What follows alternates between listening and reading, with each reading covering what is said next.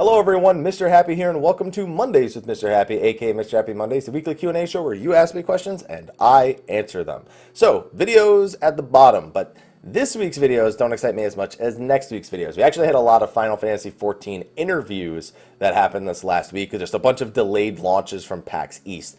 However, this week is an insane one. Tuesday, Episode Gladio, and it's two modes, which are called like Final Trial and Score Attack, which we can figure out at least what Score Attack is. Chapter 13's update to Final Fantasy 15 with added scenes and a scenario, or at least a section of Chapter 13 where you actually play as Gladio and see what was happening while Noctis was off doing his thing. We also have Final Fantasy XIV's finale to Heaven's Word Story, patch 3.56. Going to be live streaming that first and foremost. We have Kingdom Hearts 1.5 and 2.5 Remix coming out, so if you haven't gotten to play those, check that out. And there's also Dark Souls 3, The Ring City, the final chapter of the Dark Souls saga, at least in theory. Should be, based on what the Ring City is. But in other words, there's a ton of shit happening this Tuesday. Oh, and don't forget, next Tuesday is Persona. So, yeah, it's gonna be a busy one. Anyway, I just wanted to remind you that all that stuff was happening so you can realize that either A, you don't have nearly enough money to keep up with all these game launches so far in 2017, or B, that you have no time to play all these game launches 2017, or C, all of the above. Anyway, on that note, I'm going to get to the questions over on the forums. Alright, question number 1. Yo, Hibbit Haps, not a first-time asker, so nothing for you. Feels bad, man. Anyway, I have two quick questions. One, I know you sell Hap Coffee. Do you sell the Hap Mug? So this Hap Mug was actually, I custom ordered this from Vistaprint. I don't have it officially on sale yet. There's the possibility of it in the future. I don't really see myself as brand-wise being, like, it making financial sense to have like a store for things like this, but I mean, like a Designed by Human store or something like that is always possible. They can make it happen for at least, you know, just for the people who do actually want it. And two, have you ever had Spam Musubi? So Mel introduced me to Spam Musubi maybe 4 months ago, and it was better than I expected it to be, but I'm not a big Spam fan. I had Spam a lot because I had friends who were like addicted to Spam, or their families were addicted to Spam, and I had it at his house, and they cooked it well, they all loved it, but I couldn't get into it. It's just not something I could get into. There's other things I would prefer over Spam, but Spam Musubi that she had, it was good, admittedly. On to question number 2. Hi again. No bonus this week. Can't let the man catch on to the rule breaking. What? What? Who? Alright. First, hope you enjoyed that steak. Oh yeah. Secondly, I'm totally hyped for the Domian half. Domian half was weird. The Doman? The Doman half of the Stormblood story. And Red Mage. On to the question. A long time back, I asked what your favorite job quest line was, and you said Dragoon. Good choice. It was a great 50 to 60. Now some time has passed, we're looking at the expansion. Is Dragoon still your favorite? It has been dethroned. I didn't really pay attention to a lot of the other job quests, because I just do them when I'm live streaming, and I just try to burn through them so I can like get caught up and get all my goals done and stuff, which I have at this point, but I don't really have an update to it because I didn't pay attention to all the 50 to 60 storylines, so it would be unfair for me to answer this actually. Question number 3. Hello, my questions are about sushi. 1. Do you like sushi? Are trees brown, green, red leaves? Do they have leaves? Do bees live in them? Do bears climb them? Do squirrels climb? The answer is yes, I do like sushi. It's one of my favorite things to enjoy on occasion. 2, why not? Well, that's if you said if I had answered one. I like it, so I don't need to answer number 2. 3, what's your favorite sushi? There's a sushi I had with a very sweet sauce a while back, and I can't remember. It might have been a lychee sauce that it had on it, and I can't remember what it was called, but I've had a lot of sushis that I enjoy. Octopus, I'm a big fan of when it comes to seafood in general, so a well-made octopus sushi with the right types of sauces generally is something that I'll go for first and foremost. If not, like something with a soft shell crab is always good for me. And 4, how much wasabi do you use? I use a pretty big chunk of wasabi. I love the burn of the wasabi as it like comes up through my sinuses, and I don't know, I love that. So I go pretty overboard on the wasabi. I'm a bit of a nut when it comes to that. Next one. Hi, got 2 questions for you. They're not formatted, but I can work with it. Question 1, do you think we may get a Nier event in 14? No, just doubt it. The 15 event will take precedent over anything else, and by the time they even remotely get close to doing what could be a Nier collaboration, it'll probably just be long overdue. So probably no. 2, do you know if 14 may be getting a character creation update after PS3 14 is done? I think they said they weren't really focused more on the character creator and they wanted to focus more on ways to customize your character once you've logged into the game. Things like the hairstyles from the esthetician or the different outfits that you can wear. So I think we could use a character creation update, but I don't think we're going to be seeing one in Stormblood. These questions are all really simple to answer so far. I don't think I've gotten through this many questions so quickly before. Next one, howdy. Thank you for answering my Conjurer to 34 for Stone Skin skill question and grinded a few days in between other tests, and thankfully, I have it. Your Crystal Sand via lead method gave me 18 and 45 minutes. Now the crystals outnumber my lore stones, which is good. Double bonus of desserts for you, my man. I got Godivas. Mel got me these for me yesterday. New question. We were surprised with Ninja came out mid 2.4. Now with 4.0, we have 2 times new jobs. Do you think, even though they said they didn't announce it, that they'll release a tank healer mid-patch? So they've said mixed things about this, but Ninja was originally slated for 2.0's launch, and it didn't make the cut. It took them an additional year, over a year, I believe, in order to get it out. So, no, that was the main reason why Ninja came out with that, and that was so stressful for them, they actually swore off ever doing that again quite some time ago. But what's really weird is they recently swore it off again, but just before swearing it off again, at I think it was the European Fan Festival, Yoshi P answered how stressful it was and how they were so focused on job balance that it didn't seem feasible. But then they said that if the skill gap is lowered between the jobs in an adequate enough fashion that it was maybe a thing they would do. I feel like he shouldn't have said that because it seems like in every other interview or resource he has that he is very adamant that what happened with Ninja will not happen again. So I'm going to just flat out say no. On to the next one. Hello, Happy Sama. Hello. Me and a friend were debating that 14 has few gear options, like we have a raid tier, tombstone, and a 24-man subpart tier. I think the game would benefit from having more options. Having more options is fine, as long as you create different means with which they are obtained, or they are comparable in at least the difficulty of the previous things. If you're going to offer more 270 options, make sure that it's something that's either that's more time-consuming or something that has a higher degree of difficulty to it. If you're going to offer more 260 options, make sure it's content that's around at least the difficulty of the 24-man.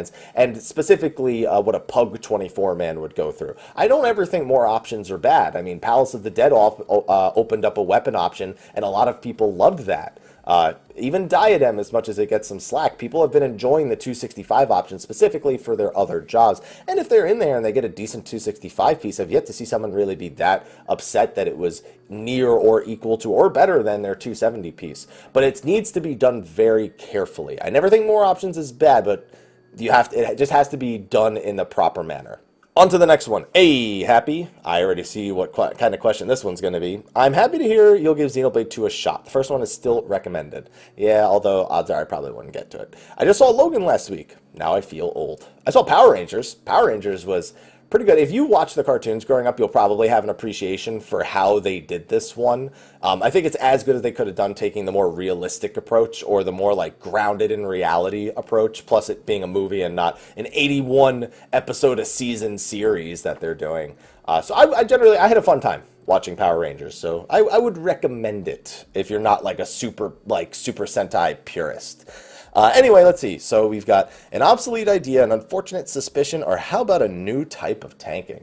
I'm going to take that because I always have new ideas when it comes to tanks in particular. So let's see what the question is. I guess it's clear by now that I'm for Blue Mage tanks, but could reflecting damage be a foundation for Blue Magic in 14? Paladin shields, Warrior mitigates, Dark Knight can do a bit of both, and Blue Mage could be reflecting damage. So reflecting damage isn't necessarily a type of tank because that's not. Does that change how they play? That may be something that you can identify with them as being something they do that's unique, but it also needs to be done very carefully because that means that the damage you actually do as a blue mage would need to be subpar because a portion of your damage is being reflected, or a portion of the enemy's damage is being reflected back at them.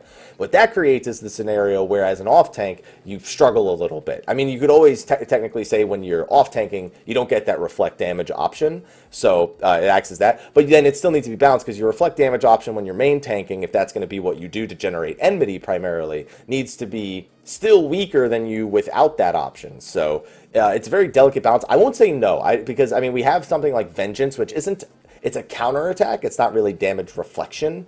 And if we're talking specifically about eating a big tank buster, what that ends up creating is a scenario where as a blue mage, if you're going to reflect the damage a tank buster does back, at least a portion of it, like 20%, then you also, then all of a sudden people may want as little mitigation on a blue mage as possible, so they'll take as big a hit as possible to reflect more of the damage back and increase the DPS. So there's a whole heaping bunch of balancing that needs to be done on that front, and it's a concern that you're trying to mitigate so little to get the maximum damage output that there's no guarantee that that would actually work in any sort of consistent way. Again, I don't think we have to have the tanks the way we have them. There's clearly tank identities that haven't been explored yet. It's a question of how it's balanced. And because I'm not someone who can see the numbers and can test those things and are the ones developing those things, it's really hard for me to give you a solid foundation on what's balanced and what's not when it comes to that type of style. On to the next one. Hey, Haps, today's bonus is a nice, yummy rice bowl filled with the toppings you said. I could go for a gyudon if you got some beef that you could just throw on top of there. One, do you think they'll make a second lore book? Absolutely. That lore book so far exceeded their expectations in terms of sales and demand. So, yes. And it would just include any of the updated stuff. They probably wouldn't do it again until closer to 5.0. They need more things to explore, or more things that need explaining at the very least. But yeah, totally expect the volume 2. 2, have you ever played Theatrhythm? Yeah, I actually own it. It's one of the few 3DS games that I own. I think I actually only own the sequel. I was a big rhythm guy. I played Dance Dance Revolution hardcore for 7 years. I was in some of the best shape of my life when I played that because I would play it 5-6 hours a day, every day.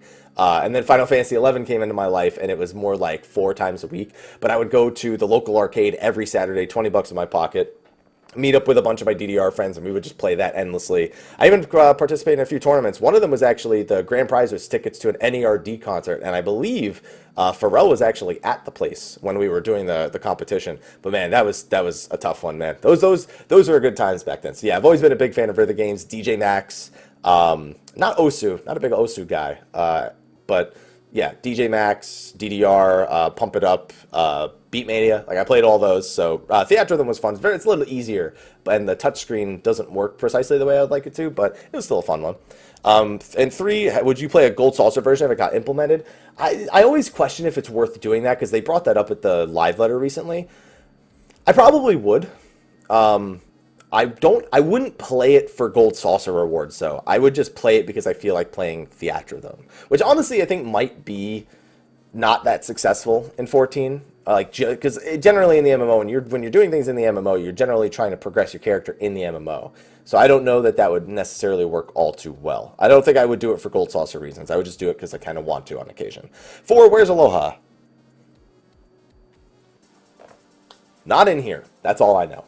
Moving through these questions real fast. Hey, Haps, long-time lurker, first-time askers have a bonus of some homemade gnocchi. Oh, my goodness. Yes, you were watching last week. Good.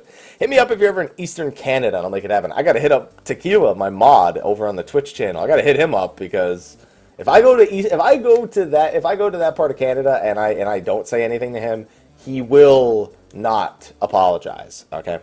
2 things for you. 1, my hopes for Red Mage. So one thing I'm not really able to do here. When it's questions, what do you think of my ideas? It depends on the way it's presented, but that's generally a hard thing to answer because again, it's kind of like the last one with the reflect damage. Like, I was more like, could reflect damage tanking work in this game? Not, do you like my idea for Blue Mage? So I didn't even answer it really from a Blue Mage perspective. But the thing for Red Mages, your question is it pulls from 2 resources, Black and White Magic. So it actually already does. Red Magic is in Final Fantasy. What was that sound? I just heard a sound in my headset. Never mind. In Final Fantasy 14, Red Magic is almost the birth of White and Black Magic. It is its own unique magic. But the theory currently is that the Magic's crystal medium pulls ether into it, both white Magic ether and Black Magic ether. Which, by the way, in case you didn't know, the difference is one of them is pulled from the land around them, whereas the black magic is pulled from within the body. So it combines the ether of the body and the land into the medium and allows you to cast red magic. So lore-wise, if that ends up being the actual way that the crystal medium works, you've actually already fulfilled that fantasy. I don't expect it to be very TP focused of a job. I expect that most of its abilities are probably going to be MP focused because it is labeled, even though it is a hybrid playstyle, it is labeled as a pure ranged caster DPS with a hybrid playstyle because they jump into melee range, but I doubt that's going to be the major focus of them. I fully anticipate that they'll probably have some MP cycling and that their melee range will probably play into that a little bit, but it's more likely that the melee range plays into increasing, giving them instant spellcasts or charges of things that they can unleash at some point. That is more along the lines of what I actually anticipate it being. As for the second question, as for a never before seen job, you're trying to take a guess at that. I don't know. I mean, that's the thing. If it's never before seen, I can't say yes, I can't say no. You know what I mean? I just don't, whatever we do, I just don't want it to be like, it's just like this other job, but slightly different. Like you're saying, like something that uses technology. I mean, Magitech. You could just have them use some sort of Magitech in it, and that's like an engineer. And then there's a bunch of jobs that are like that in Final Fantasy 14 as a whole. And also Final Fantasy 14, the only type of magical technology we really have is Magitech. So it's basically the equivalent of that. So I don't really see much coming out of that. That's the problem. If it's a completely original idea, you could come up with them, but how does it make sense? That's really all it comes down to. All right, on the next one. Over halfway done with the questions on the forums already, by the way, so we're doing good. Next question. Hey, Mr. Happy, how you doing? Hope you had an enjoyable weekend. I did. We actually had a subathon this weekend over on the Twitch channel. It was great. I streamed for about 12 hours total, mostly because I have limitations when it comes to how long I stream. I have a very difficult time streaming for more than 12 hours. 16 hours is like my upper limit. I cannot handle like 20 to 24 hours. I shut down for an entire day after. And it feels like I basically am saying, well, I'm going to take all the time from tomorrow and all the time from today, combine them, and then add a few more hours so I don't have to stream tomorrow, because there's no way I can handle streaming the day after a 24-hour stream. In fact, time-wise, that's not even feasible. But anyway, question with quarter one of 2017 ending soon, have you progressed with your goals? I know during your end of the year plan, well, hey, this is kind of there. End of your year plan for 2017 video, I mentioned some target numbers for subs, etc. Also, you said you're back in the gym. I haven't been able to stay back in the gym, man. Every time I get back into the gym, it's because I actually have time available. As soon as the time goes away, making the time to go to the gym becomes a lot tougher. Gym's about 25 minute walk from here, and then 25 minute walk back, plus the exercise itself. Ends up, I work out for maybe 45 minutes, 50 minutes. I can't walk, I'm not going to walk 25 minutes to work out for 20 minutes, then walk back for 25 minutes, you know what I mean? So I stay there and I work out hard. So maybe even just making that time once or twice a week ends up getting really tough once it becomes more crunch time, and unfortunately it's been very crunch time since PAX. As for the other goals, target numbers for subs, those are going to fall. So the thing with target numbers for subs over on Twitch, subs on Twitch are different than subs on YouTube. So I guess maybe I don't really know which one you're asking about. For YouTube, I just want to keep producing content and keep increasing it. We hit 100K. The closer we can get to 150-ish this year would be fantastic. 200,000 would be amazing, but Stormblood launch is the only thing that really leads towards that, and I don't know that it's going to be enough, so I'm trying to, that's why I've been reporting on 15 a lot, making sure I keep up with that, moving towards Dragon Quest 11 a little bit, might upload some more Final Fantasy Record Keeper stuff, because a lot of people have been enjoying that over on the Twitch side of things. So we'll see what we can do with there. As for Twitch subs, those are going to hover between like 1 and 1.1K pretty much for the next 3 months probably, and then maybe see a surge in Stormblood and then come back down closer to 12 to 1300. So I'm just like kind of guesstimating that. I don't really see it hitting much above that unless I can hit something bigger on my Twitch channel specifically, or even on the YouTube side of things that kind of brings that energy. As for followers on Twitch, that's going to hit 50,000 soon-ish, and I'm not super worried about that because it's not really that super important a metric. It's more like just how many people get an email every time I go live, if they even have it set to that. So there's a lot of different things, but it's chugging along. The beginning of the year has been good. It's been good energy. Even with my slump, there's been good energy going about with that one. Have you done well in quarter one projected? How do you plan to maintain and improve? It's really all about preparation and staying on top of game launches and Final Fantasy stuff and RPG stuff. That's really what the important thing is right now. And expanding out. I'm fucking playing Destiny 2. I don't give a shit. I'm playing the shit out of Destiny 2 when that comes out. If the rumored launch date ends up being accurate, that's going to be good too. Hopefully that was a good answer. All right, on to the next one. Hey, my dude. First time askers have a mighty Berg with extra tender meat. Question about Jim. Berg with tender meat. And black pepper, and another $2 for another retainer. No.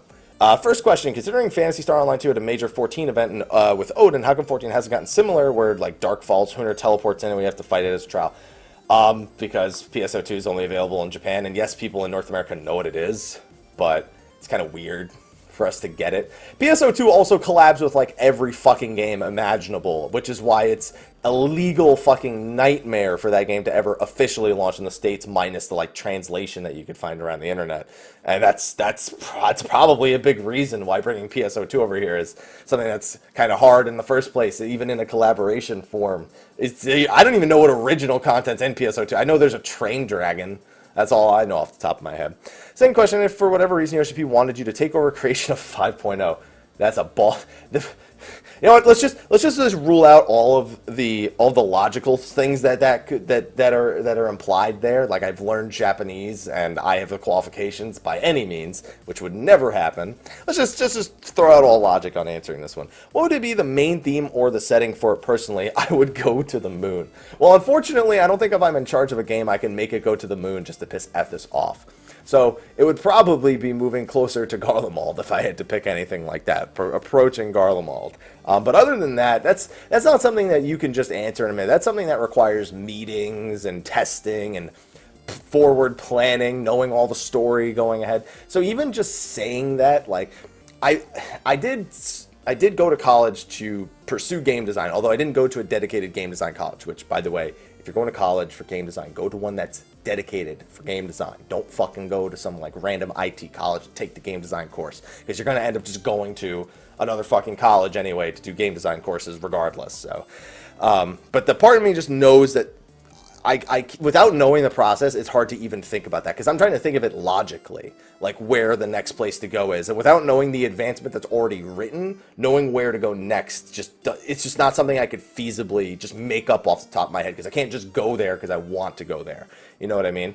But let's just say that content-wise, that's really where my ideas are. It'd be different. It wouldn't be like 11 before anyone fucking goes down that route, but I do think there are ideas that come from a bunch of different places, not just 11, but other places that we're not utilizing, and could definitely open some things up. Whether or not they'd be feasible to complete in terms of development, who the hell knows, but everyone has ideas. My ideas are no more special. Let's get on to the... Oh, wait, no, you have a third question here. For the next tank, what would you want or expect it to be? Blue Mage. Man, we were talking about it earlier, but I still think Blue Mage makes the most sense, because as a Blue Mage, how do you learn skills in, some of the games? You get hit. That's when I think Blue Mage, that's how I think of learning skills. Yes, if you think of Kamari, he uses Lancet. If you think of other ones, they just need to see the attack. There are other means of it. But when I think of Blue Mage, that's what I think of. I imagine myself getting hit by the attack. So that's the one I'm going with. On to the next one. Hello, Mr. Happy. This is Final Sim, and welcome to my question on your channel. I play on Ragnarok, European server, and lately I've been playing in the morning around 5 a.m. since my work involves many night shifts, and so sleep pattern is very disturbed. Thing is, while playing in the morning, there's no one around to play with. Is there a way to know which server's busiest time? I mean, generally, the servers that you play on, their busy times are based on when people generally get out of work on those times. Like, for example, American servers, they're generally busiest after 8 p.m. Eastern, or actually closer to 9 p.m. Eastern and like 6 p.m. Pacific, because people are awake. So East Coast people have been playing for a few hours. The West Coast people just got off work and are logging in. For Europe, it's like the same thing. And then for Japan, it's the same thing, when it's like people aren't in the middle of their busy schedule. So it's just applying it to that place in the world and like what work schedules look like there. And you can generally figure out when a busy time is going to be. And then is there another one? No, that was the big question. All right, so thank you for your question there. And this is, I think, the 13th question. Hey, Mr. Happy, first time asker, so I have a bonus of a day of perfect weather. Dude, I live in SoCal. I'm good. TLDR, Ruin or Ruin 2. I think I may want to read this. I don't think that's a TLDR that allows me to make an educated answer. I'm main summoner, currently looking at upping my knowledge about the job. Okay, maybe I'm not qualified to answer this because my knowledge in the job is not adequate. I've been seeing a lot of people use Ruin 2 as their go-to move instead of Ruin, which I'm wondering why, when Ruin 2 is a higher MP cost and has the same potency plus a blind. While I can see the use for it in situations where I'm moving, and I don't see why it should be used over the regular Ruin. Some people just straight up, I'm going to use old knowledge. I don't know if this is in-date knowledge, it's out-of-date knowledge. I just remember a lot of people use Ruin 2 because they can auto-attack between the casts. That was a big reason, just the fucking books that, everyone's like, dude, look at my DPS. Ruin 2, Ruin 2. Now it sounds like a rap, so I should probably... I don't know if that's even still a thing. That's the big thing right there. The Ruin 2 with auto attacks is the other big one. But I think a lot of them use Ruin 2 because there's so many things you need to weave in the off-global cooldown. I mean, 3 of your GCDs end up being used on the dots. Then you have Tri-Disaster. Then you have all the other off-global cooldowns that you have there between all your ether flows that you're using frequently. So whenever you have ether flows available, Ruin 2 ends up going. Anytime you move, you use Ruin 2. You move, you use Ruin 2. Off-global cooldown, you use Ruin 2. You need a blind, you use Ruin 2. The only time you don't Ruin 2 is when you need the blind for a mechanic, which that doesn't happen very frequently.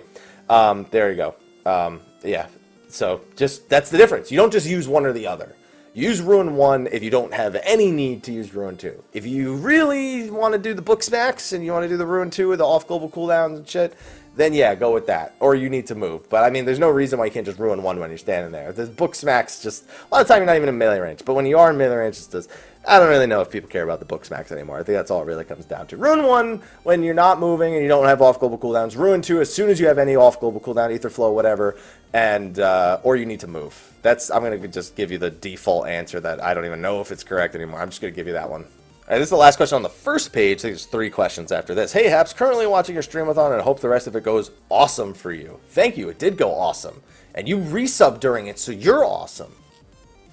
A while back, you mentioned that Mel did a lot of behind the scenes for State of the Realm and possibly your other stuff. The question is, how much does Mel still support the channel now that she's also still working? I try to let her kind of work on her own thing because her job is very demanding of her now. The one that she has that's in the industry now is very demanding. Occasionally, she'll let me know if there's like a project going on and ask me if I'm interested in it, and then I'll go out and then I'll go and contact her. She'll connect the two of us. But it's not like back in the day where she would make the overlays for the show, or she would spend time planning out or coming up with ideas. She has ideas, and I listen to her. I hear her out whenever she has them. But we try to keep it a little bit separated now, since she does have a job that's super demanding of her. And I don't know. I don't feel super comfortable having her do all the work she needs to do for her other job, and then also try to put as much effort forth as she does with my stuff. I want her to have time to just chill out, relax, and if she has to do all that shit, there's no way she can. It just can't happen. It's just so time consuming.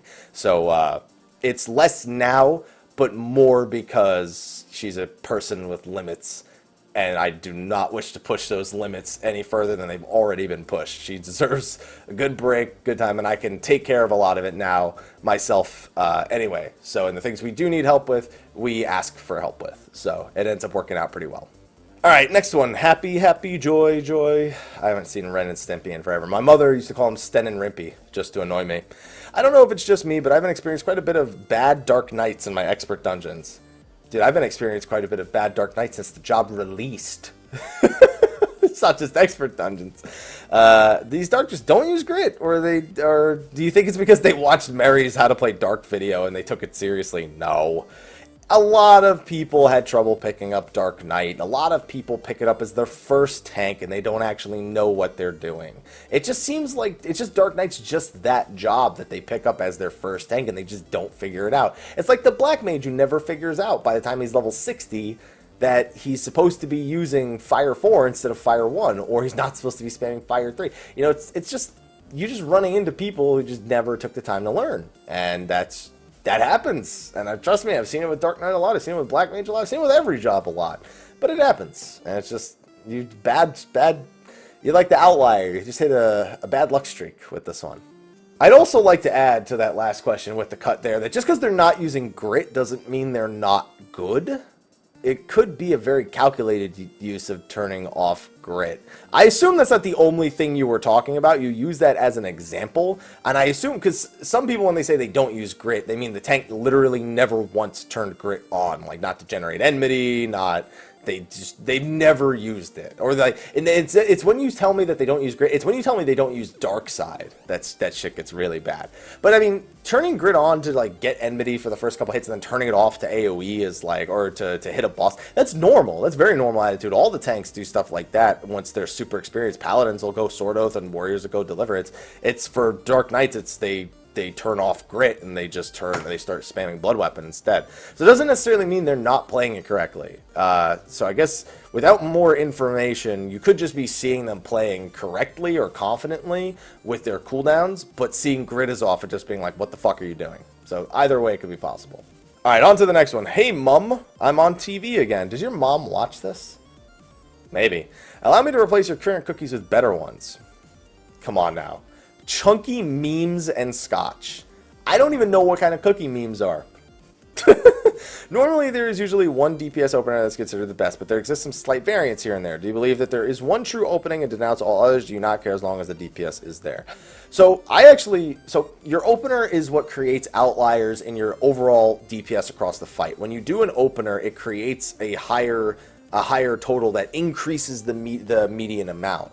The big thing about openers is that, yes, mathematically there is always one that is absolutely superior given the proper ability to do it. Some first 20 seconds of the fight, it's awful. Like it just doesn't work. Maybe a boss jumps early in the fight, or maybe a boss has like an AoE that you just can't get away from unless you leave the boss's side. I remember A7 Savage, like everyone would be like, I'm doing my opener, and then just the AoEs that destroy your TP and MP would just boom, bonk all over them, and it would just be a disaster for them.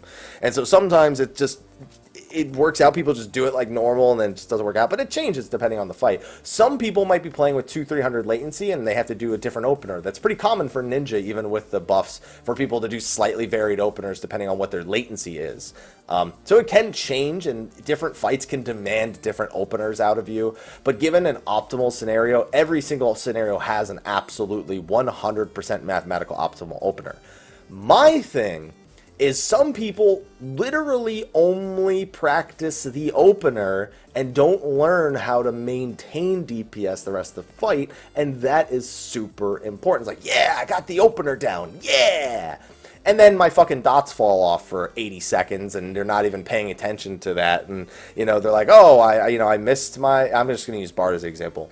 I missed my Iron Jaws, and I only have one dot up, so now I got to put the other dot up. Oh, I missed the Iron Jaws again. Oh, I forgot my dots were falling off. Oh, shit, I didn't even notice. This has been off cooldown. I've had Imperial Arrow for 3 global cooldowns now. I can't really use Bloodletter right now. Oh, shit, I forgot to use Bloodletter for, like, the last 3 times. It's proc twice, and I haven't even used it. Like, all those things...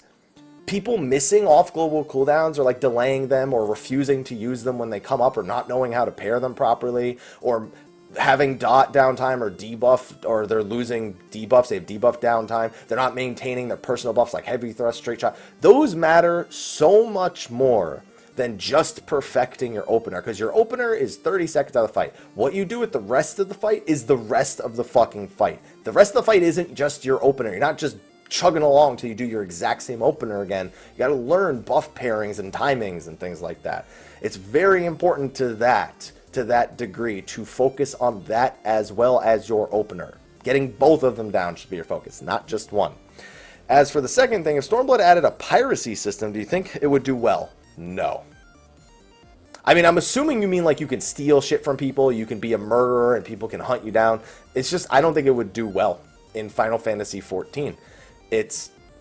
It works well if your game is designed that way from the ground up. Final Fantasy is not designed that way from the ground up. That's not a system you just add in and be like, well, now you can just murder people, and then when people kill you, they get a bounty.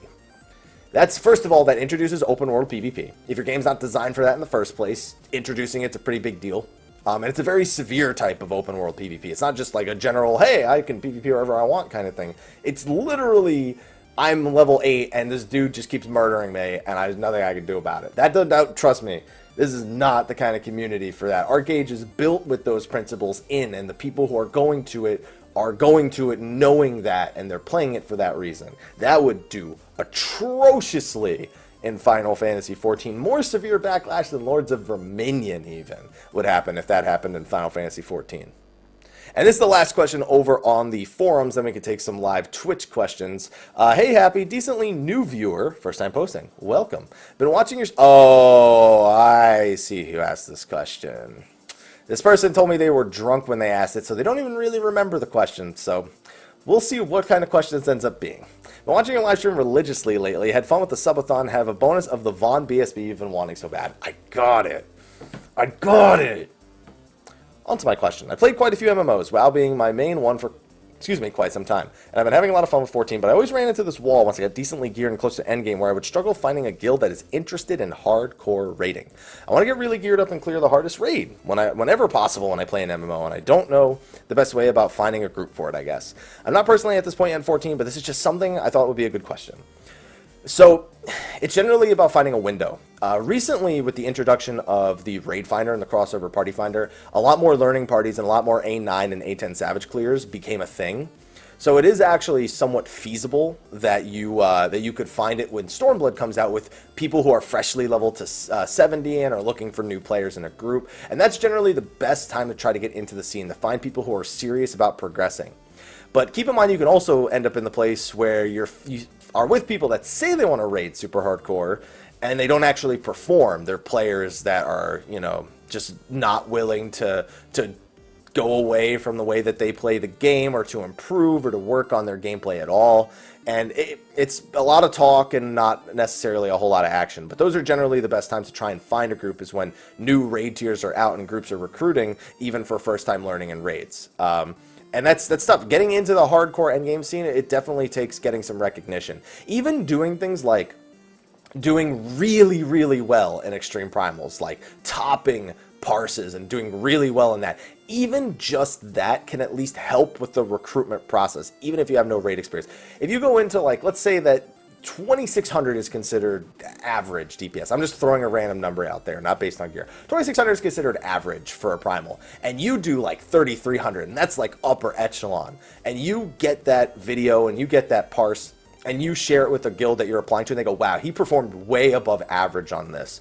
And I think maybe we should give him a shot. Going out of your way to just show that you're not just willing to do the bare minimum and actually perform and actually improve can somewhat add your chances.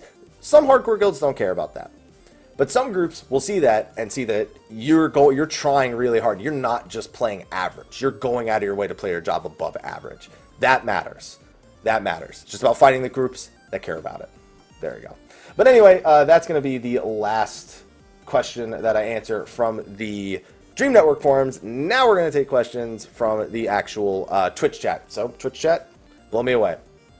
Alright, so the first question we have from the Twitch chat: how do you deal with someone in your free company that is constantly feeding new players false or inaccurate information, at the same time posing as the super OP player, but he's really not that good? It's like he's trying to be elitist, but giving bad information. So you know what's funny? 90% of elitists are not people who are like hardcore, super endgame, world first people. It's actually people who are like in the middle core who think they're better than they are. That's the majority of what elitists actually make up. And then you just have people who every time somebody even remotely acts like they know something, there's like, yeah, elitist. Hey, did you know that? Hey man, I don't want to bother you. I just want to let you know that like some people might give you a really hard time for this. And, you know, if you don't just spam Fire 3, you actually use Fire 3 and Blizzard 3 to switch between the two forms, and then you use Fire 1 like normal. And later it'll change, but like I know you just got Fire 3. And then that Black Mage goes, fuck you, elitist. Yeah, that's a problem, because you're not actually an elitist. But yeah, the majority of elitists are like middle fucking core, and they just think they're elitists. So yeah, you're you're in a tough spot because you got one of those. That's what you got. You got one of those. Misinformation, inaccurate info happens from time to time. Not everyone knows everything, and it's important to know that. That's why when someone asked me like the Summoner question, I have no fucking idea. I'm not gonna sit here and act like I do, because I don't fucking play Summoner. You know, there's nothing to gain from me looking like I know what I'm talking about there. So how do you deal with them? There's really no way, because they're so egocentric that no matter what you present to them, it's like an episode of Kitchen Nightmares where Gordon Ramsay keeps telling people the food is shit, and they're like, no, that food is great. You basically have a kitchen nightmare. You have a free company nightmare on your hand. And honestly, unless that person just gets shit on super hard, like you have to be twice as much the douchebag they're being to them to even remotely make it make sense to them, and then they're just gonna piss off and talk shit about you the whole time anyway. So you're pretty fucked when it actually comes to dealing with that person. When I at least believe you're pretty fucked. Generally, I just just fucking just blacklist, ignore list those people. There's just no way you're getting through to them. That's not where they position themselves mentally. All right, the next question, and I promise I'll keep this question spoiler free. Happy, overall review on the Power Rangers film. I did see that this weekend, and you know what? It was a fun movie. I wouldn't take it too seriously. It tries to maintain some of the cheesiness from the old Power Rangers. Like, there's jokes that you'll be like, oh, come on. But if you watch the old Power Rangers now, you'll be like, oh, and it tries to take itself a little more seriously at times, though, which was a nice little departure, because Power Rangers, generally there wasn't much in the form of character development for Power Rangers, because it was like 50% recycled footage and then 50%, let's throw some teenagers in there and make them, I don't know, care about things occasionally. So there isn't really much in terms of character development in the original Power Rangers. This one, they try to do it a little bit more. It suffers from being an origin story. You know, they have to explain how they become the Power Rangers in the first movie. So, you know, that's the majority of the fucking movie. It's normal with every origin film. But generally, it was better than I thought it would be, which is good. As long as you just don't take it too seriously. You're not going in with these super high expectations, and you just try to have a good time. You'll probably end up enjoying it. All right, here's a nice, easy one to answer a question. So, Mr. Happy, if you could combine Final Fantasies into a Dynasty Warriors type game, would you do it? So, basically, make Final Fantasy Muso. Dude, Muso games are so boring to me. Like, Muso games were fun when I was young, and, like, I didn't care about being told the same story for 7 fucking games straight, or doing literally the same thing. The first 8 minutes of the game is the same as the next 8 hours of the game. The last game that even somewhat resembled a Muso that I played was probably 99 Nights, or fucking whatever it was called. I played the demo, I think, for the Gundam Muso game. I can't, man. I can't. Like, repetitive games are repetitive after you play them, after a while, no doubt. But Muso games just get so boring to me, so fucking fast. So I never wish for more Muso games. For those who enjoy Muso games, you enjoy your Muso games. You know, get as many different Muso genres as you can get. But for me, they're so ridiculously boring. I can't do it. All right, so the last question I'm going to take from the Twitch chat today is going to be a Twitch-related one. I mean, just makes sense, right? So far, what you have seen new to the implementation on Twitch, how do you feel about it, and what would you like to see in the future? So, Twitch has an interesting take on its new features. So for those who watch this on YouTube, some of these you probably don't know some of these things, but we have it's almost like a social media thing. It's called Pulse, but it's only available on the main page of Twitch. For me, I don't go to the main page on Twitch very frequently, so getting me to use that is really making me go out of my way to, like, force myself to utilize it. And so I don't utilize it all too frequently. We have the Twitch server, which is good. A lot of people are like, oh, it's going to compete with Discord, but it doesn't really, because Discord can be used for any type of community. Twitch server is pretty much, or at least in theory, is exclusive to a Twitch experience or a Twitch alternative to the same thing. It's just something it's got a more focused ideal. So that's I am actually a fan of that, though. The Twitch server has been great. As for some of the other things, they have mobile cheers finally, although that's still like sort of half of a system, and I don't think it works on system. Cheers was great because people just embraced it way more than actually using like a general tip system, I felt. Twitch Prime was fantastic. That's something that they did that they went above what I expected them to do with it. And on top of that, the free shit you get with Twitch Prime, like the games or the in-game items you can get, are all great. Twitch dashboard itself could use some work. It's kind of awkward to use because it's like its own separate thing, and you have to do that C++ install that's just separate from the one that I already have to do for my regular computer. One thing that's going to be interesting to see how it plays out for Twitch is so they have Twitch crates coming out, because you're going to be able to buy games through Twitch streamers through Twitch. But it's not through Amazon, which owns Twitch. It's through games that they have licensed for Twitch. So like companies have to say, yes, I will allow you to sell our game on Twitch and offer these additional services along with it, which means it doesn't have a huge library, but the games that are there are beneficial. With those comes Twitch crates, and we all know how crates do, looking at you fucking every game that has crates, Overwatch being the most recent one. Where if you buy a game for more than $4.99, you get a crate and it has emotes that are, you know, for different games. It has bits that you can give to your favorite streamer. The streamer makes money from the purchase you made in the first place. It's got chat badges and stuff like that. So it's a question of how that actually ends up playing into the landscape of Twitch, because what Twitch is trying to do is give broadcasters as many different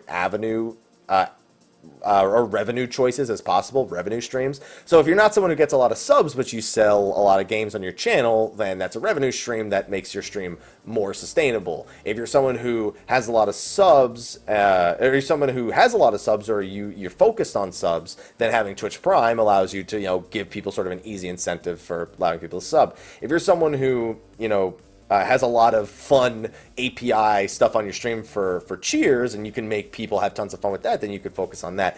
And then if you're good at all of them, then your revenue streams just keep increasing and increasing, and the stability of your life increases, which hopefully in theory increases the loyalty or the user base on the channel itself. So it feels like they want to make broadcasters have an easier time going about this actually being their form of living. And it's so new and it's so unknown. People don't know where they'll be in 5-10 years. They don't know if they'll be able to properly transition. Some people just have no plan going forward about what would happen if Twitch just shut down tomorrow. Most people feels like just don't have a plan. And Twitch is trying to make sure that maybe they don't have to think about that. Maybe this is something that can be sustained, something that can get more and more implementations and updates and things that actually make it more of a social standard when it comes to gamers, or when it comes to something that actually does allow you to be a platform for your livelihood, whether you are a gamer or not, because Twitch has been branching out to things that aren't just gaming, but gaming is where it was born, so it's what a lot of people know for it the best. There's a lot of questions regarding that and what it means and where it is going forward, but it feels like they want to keep opening up revenue streams so people have plenty of options going forward and they can live stable, successful lives doing what they do now, but just expanding their horizons a little bit more. I don't know what the future of it is, and you know, what'll happen in 5 years from now, and then it's hard to imagine some of us who stream now still being streaming in 5 years. You know, it's hard to imagine that, even people who have already been doing it for 5 years.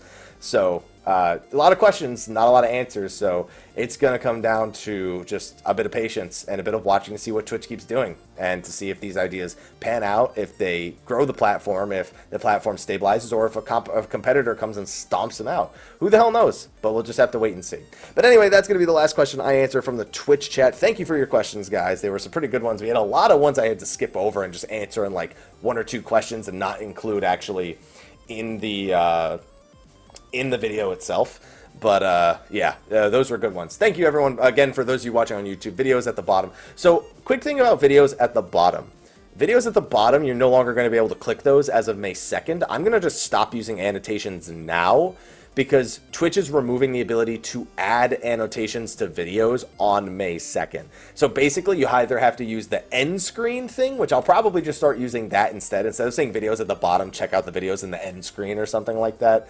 Or you can use the card system, which is a little eye in the top right corner. We'll see what they keep doing, because YouTube keeps updating it. It's fucking weird. I prefer annotations, but I know annotations don't work on mobile, so I get it. The end screen will probably be what we actually end up using in the future for the YouTube video, going forward. And yeah, I meant YouTube, not Twitch. Sorry, I meant to say YouTube is removing annotations, not Twitch. I'm just saying words, yeah.